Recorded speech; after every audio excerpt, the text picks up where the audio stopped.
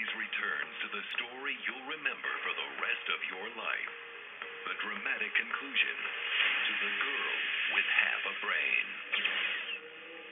After being diagnosed with a rare brain disease, 8-year-old Christina Sandhouse and her parents find themselves faced with a devastating situation. Racing against time, they come to the grim realization that Christina will certainly die unless surgeons attempt a risky operation known as a hemispherectomy, a procedure that would remove half of Christina's brain. In a desperate effort to live, Christina and her parents choose to proceed. This virus is a Pac-Man, and it's just eating away at her brain, and it's just making her deteriorate a lot quicker than I ever imagined. Dr. Ben Carson and a team of neurosurgeons begin the radical surgery to remove the brain, as the family anxiously waits. 5 o'clock goes by, 6 o'clock goes by, 6:30, Dr. Freeman came out, and he said, we ran into a little problem. What the family doesn't know is how serious that little problem really is.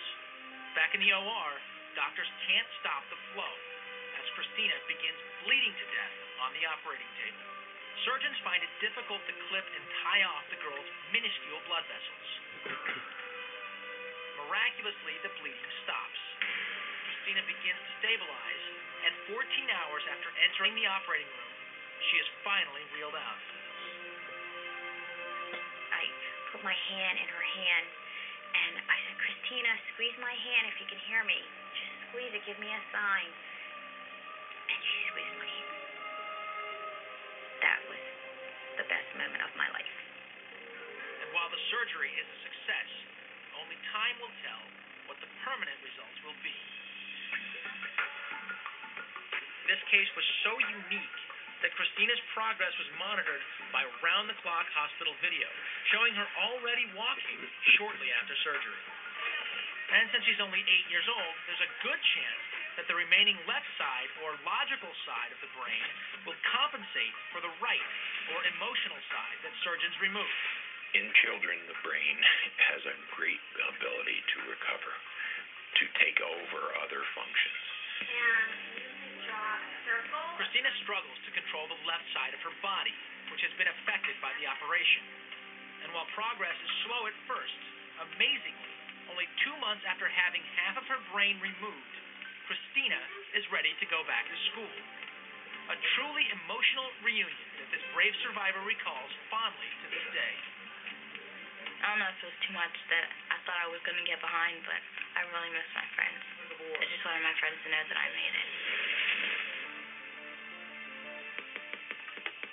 And despite suffering 2 years of headaches, 10 times stronger than any migraine, Christina is now able to lead a normal life.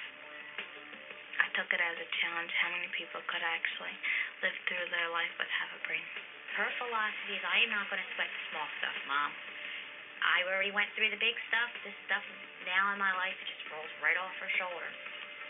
Christina still has slightly limited motion on her left side, but says it's the spinal fluid that now fills the leftover space in her head that is the most distracting side effect of all.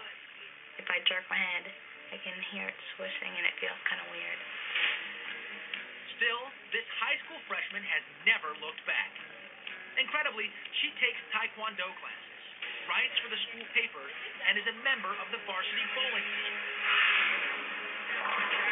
As hard as it is to believe, Christina actually outperforms many of her classmates. Now I'm getting first honors, all 90s. I ranked 52 out of 273 freshmen. I'm doing great. I think they are inspired by her. I think they can look at her and say, geez, you got first honors, maybe I can do that too. She wants to be the best. Now she is definitely my pillar of strength. And now this young survivor is giving something back, speaking to other students on behalf of the Epilepsy Foundation, educating them about brain disorders. She says she hopes to one day become a doctor, so she too can give others a second chance at life. I feel lucky that I had a second chance at life.